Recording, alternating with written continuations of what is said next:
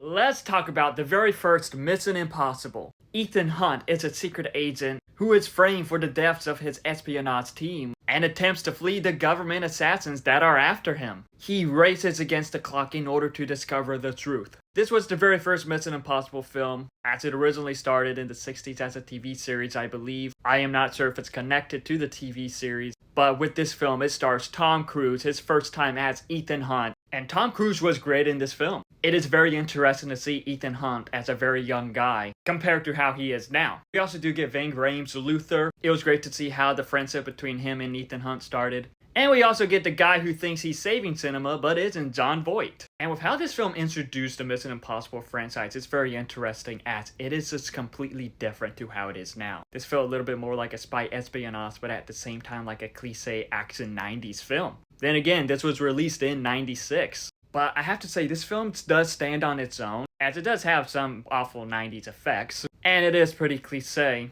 but it is not fully terrible. This being the first film, I don't think it has its footing yet, and there were some plot points that probably could have been cut out or could have been better. Like, it did feel like that there was like a love triangle type thing in this. I know a lot of that was cut out, apparently due to the advice of George Lucas, but it does feel like it is still there, and I do believe that that was a bit unnecessary. But seeing how this was the film that started the Mission Impossible franchise, seeing how a bit more grounded this was, I thought it was okay for the most part. It has its entertaining moments, its action moments, and I think it was a good first film to get introduced to Ethan Hunt. Overall, I thought that the first Mission Impossible was just okay. It is a fun film, fun action adventure. But what are your thoughts on the first Mission Impossible? Let me know in the comments below and follow me for more.